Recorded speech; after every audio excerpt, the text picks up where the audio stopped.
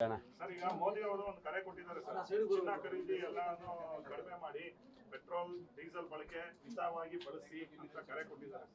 ಬಹುಶಃ ಮುಂದಿನ ಯುದ್ಧದ ಭೀತಿ ಬಂದಿರಬಹುದು ಅಂತ ನನಗೆ ಅನಿಸ್ತದೆ. ಒಂದು ಬಹುಶಃ ಯಾಕೆ ಈ ಥರದ ಹೇಳಿಕೆಗಳನ್ನು ಈ ರಾಷ್ಟ್ರದ ಪ್ರಧಾನಿಯವರು ಕೊಟ್ಟರು ಅನ್ನೋದು ಬಹುಶಃ ಈ ರಾಜ್ಯದ ದೇಶದ ಜನರಿಗೆ ಗಾಬರಿಯಾಗ್ಯಾರ.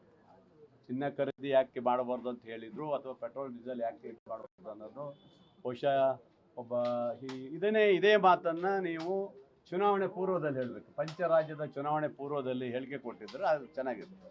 ಚುನಾವಣೆಗೆಲ್ಲ ಮುಗಿದ ಮೇಲೆ ಈ ಥರ ಹೇಳಿಕೆ ಕೊಟ್ಟಿರೋದು ಜನರಲ್ಲೇ ಸ್ವಲ್ಪ ಗಾಬರಿಯಾಗಿದೆ. ಯಾಕಂದರೆ ಮುಂದೆ ಏನು ಪೆಟ್ರೋಲು ಅಥವಾ ಗ್ಯಾಸ್ ಇವೆಲ್ಲ ಸಿಗುತ್ತೋ ಇಲ್ಲ ಅನ್ನೋದು ಭಯದೇ ಇದೆ. ಚಿನ್ನ ಬಿಡಿ, ಚಿನ್ನ ಅದೆಲ್ಲ ಶ್ರೀಮಂತರು ಬೇರೆಯವ್ರು ಖರೀದಿ ಮಾಡ್ಬೋದು, ಬಡವರು ಯಾರು ಖರೀದಿ ಮಾಡಲ್ಲ, ಅದು ಬಿಟ್ಟು ಬರ್ತದೆ. ಆ ಬುಳಿಕೆದು ಏನಾಗ್ಬೋದು ಅನ್ನೋದು ಜನರಲ್ಲಿ ಸ್ವಲ್ಪ ಅಂತಕ ಇದೆ.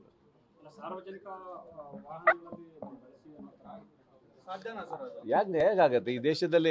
ನೀವೇ ಹೈಟೆಕ್ ಮಾಡಬೇಕು, ಜನರು ಫಾಸ್ಟ್ ಆಗಬೇಕು, ದೇಶ ಫಾಸ್ಟ್ ಆಗಬೇಕು, ದೇಶ ಮಾದರಿ ಆಗಬೇಕು ಅಂತ ಹೇಳಿದ್ರೆ ನೀವಲ್ವಾ? ನೀವು ಹೇಳಿಕೆ ಕೊಟ್ಟು ಈಗ ಬೇಡ ಹಂಗೆ ಮಾಡಬೇಡಿ ಮತ್ತೆ ಎತ್ತಿನ ಗಾಡಿಗೆ ಹೋಗಿ ಅಂತೀರಾ? ಎತ್ತಿನ ಗಾಡಿಯಲ್ಲಿ ಹೋಗಿ ಅನ್ನೋದು ಏನಾದ್ರು ಶಬ್ದ ಬರೋ ಥರ ಇದೆ ಅವರಿಗೆ. ಅದರಿಂದ ದೇಶದ ಪ್ರಧಾನಿ ಮಂತ್ರಿಗಳು ಹೇಳೋದ್ರಿಂದ ಸ್ವಲ್ಪ ಜನರಲ್ಲಿ ಗೊಂದಲ ಸೃಷ್ಟಿಯಾಗ್ತದೆ. ಚಿನ್ನ ಬಳಿ ಇವರು ವ್ಯಾಪಾರಸ್ಥರು ಹೇಳಿದಾರಲ್ಲ, ನೀವೇನಾದ್ರು ಆ ಥರ ಮಾಡಿದರೆ ದೇಶದಲ್ಲಿ ಎಷ್ಟೋ ಜನರಿಗೆ ಉದ್ಯೋಗ ಕಡಿತ ಆಗುತ್ತೆ, ಉದ್ಯೋಗ ತೊಂದರೆ ಆಗುತ್ತೆ, ಅವ್ರ ಜೀವನಕ್ಕೆ ಕಷ್ಟ ಆಗುತ್ತೆ ಅಂತ ಅವ್ರು ಹೇಳಿದ್ದಾರೆ. ಹಾಗೆ ಸಮಸ್ಯೆಗಳು ಬರ್ತದೆ, ಅದನ್ನು ಇಲ್ಲ ಮುಂದೆ ಅದನ್ನು ನಿಭಾಯಿಸುವಂಥ ಕೆಲಸ ಅವ್ರು ಮಾಡಬೇಕನ್ನೋ ನನ್ನ ಉದ್ದೇಶ. ಈಗ ನೀವು ಇಷ್ಟೊಂದು ಟೀಕೆ ಮಾಡ್ತಿದ್ದೀರಿ, ಹಿಂದೆ ಇಂದಿರಾ ಗಾಂಧಿ ಅವರು, ಪಿ ಚಿದಂಬರಂ ಅವರು ಕೂಡ ಇಂಥದ್ದೇ ಸ್ಟೇಟ್ಮೆಂಟ್ಸ್ ಅನ್ನ ಕೊಟ್ಟಿದ್ರು. ಆ ವಿಡಿಯೋಗಳನ್ನು ಇಟ್ಕೊಂಡು ಈಗ ಬಿಜೆಪಿ ಅವರು ನಿಮಗೆ ಕೌಂಟರ್ ಮಾಡ್ತಿದ್ದಾರೆ. ಸರಿ, ಆ ಕಾಲದ ಇದು ಬೇರೆ, ಇವತ್ತಿನ ವಿಶ್ವಗುರು ಅಂತ ಹೇಳ್ಕೊಂಡಿರುವಂಥ ನಿಮ್ಮ ಕಾಲನೇ ಬೇರೆ ಅಲ್ಲ ಸರ್. ನೀವೇ ಹೇಳಿದ್ದಲ್ಲ, ವಿಶ್ವಗುರು ಅಂತ ಹೇಳಿದ್ದು ನಾವಲ್ಲಲ್ಲ. ಆ ಕಾಲದಲ್ಲಿ ಸಮಸ್ಯೆ ಇತ್ತು, ಅದನ್ನು ಎತ್ಕೊಂಡು ಬರಬೇಕಾದ್ರೆ ಭಾಳ ಭಾರವಾಗಿದ್ದನ್ನು ಎತ್ಕೊಂಡು ಬಂದಿದ್ದಾರೆ, ಮೇಲ್ವರಿ ತಂದಿದ್ದಾರೆ. ಈಗ ಈ ವಿಶ್ವಗುರು ಆದಂಥ ನೀವು ಇಲ್ಲ, ನೀವು ಹಿಂಗೆ ಮಾಡಿ, ಇಷ್ಟೇ ಊಟ ಮಾಡಿ, ಇಷ್ಟೇ ತಿನ್ನಿ, ಇಷ್ಟೇ ಮಾಡಿ ಅಂತ ಹೇಳಿದರೆ ಇದು ಅರ್ಥ ನನಗೆ ಆಗ್ತಾ ಇಲ್ಲ ನಮಗೆ. ಹಾಗಾದ್ರೆ ನಾವು ಏನು ಮಾಡ್ಬೇಕಂತ ಮುಂದಿನ ದಿನ ಏನು ಹಾಗಾದ್ರೆ ಪ್ರಗತಿಯಾಗಿ ಸಾಧನೆ ಮಾಡ್ತೀರಿ?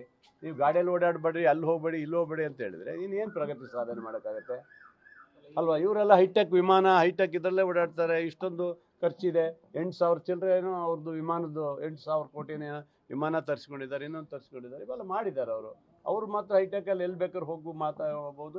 ಸಾರ್ವಜನಿಕರಿಗೆ ಕಡಿವಾಣ ಹಾಕಿದರೆ ಇದು ತಪ್ಪಾಗುತ್ತೆ ಅಂತ ನನ್ನ ಅನಿಸಿಕೆ. ಅಲ್ಲ, ಅವರು ಹೋಗಲೇಬೇಡಿ, ಪಾಪ ದೇಶದ ಪ್ರಧಾನಿ ಓಡಾಡಲೇಬೇಕಲ್ಲ.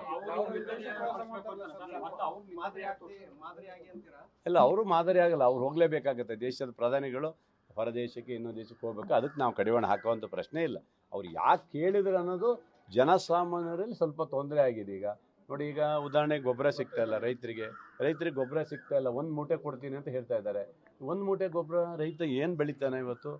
ಔಷಧಿ ಸಿಗೋದು ಕಷ್ಟ ಇದೆ, ಗೊಬ್ಬರ ಸಿಗೋದು ಕಷ್ಟ ಇದೆ, ಗ್ಯಾಸು ಹೆಂಗೋ ಆಗೀಗ ಮಾಡಿ ಮೇಂಟೈನ್ ಮಾಡ್ತಾ ಇದ್ದಾರೆ. ಪೆಟ್ರೋಲ್ ಏನೋ ಮೊನ್ನೆ ರಾಜನಾಥ್ ಹೇಳಿದ್ದಾರೆ, ಇನ್ನು 2 ತಿಂಗಳಿಗೆ ಅವಕಾಶ ಇದೆ, ಮುಂದೆ ಸಿಗೋದಿಲ್ಲ ಅಂತ ಅವರು ಹೆದರ್ಸ್ತಾ ಇದ್ದಾರೆ. ಇದು ದೇಶದ ಭದ್ರತೆಗೆ ಏನು ದೃಷ್ಟಿ ತೊಗೊಂಡಿದ್ದಾರೆ ನನಗೆ ಗೊತ್ತಿಲ್ಲ. ಅದನ್ನು ಅವ್ರು ನೋಡ್ಕೊಳ್ಬೇಕು, ಪ್ರಧಾನಮಂತ್ರಿಗಳು ಅವ್ರ ಪಕ್ಷ ನೋಡ್ಕೊಳ್ಬೇಕು. ಸರ್, ನೀವು ಕೂಡ ದೆಹಲಿಗೆ ಹೋಗ್ಬಿಟ್ಟು ಬಂದ್ರಿ, ಸಚಿವ ಸ್ಥಾನ ಬೇಕು ಅನ್ನುವಂಥದ್ದು. ಆದ್ರೆ ಏನೋ ಫಲಪ್ರದ ಆಗಲಿಲ್ಲಲ್ಲ ಇಲ್ಲಿವರೆಗೂ. ನೋಡಿ, ನಾವು ಮತ್ತೆ ಹೋಗ್ಬೇಕಂತ ಇತ್ತು.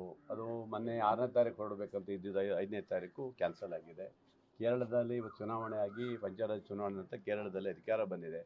ಮುಖ್ಯಮಂತ್ರಿಗಳ ಪದವಿಯನ್ನು ಸ್ವೀಕಾರ ಆಗಬೇಕು. ಅಲ್ಲಿವರೆಗೆ ನಾವು ಹೋಗೋದು ಬೇಡ ಅಂತ ಸುಮ್ಮನೆ ಇದ್ದೀವಿ.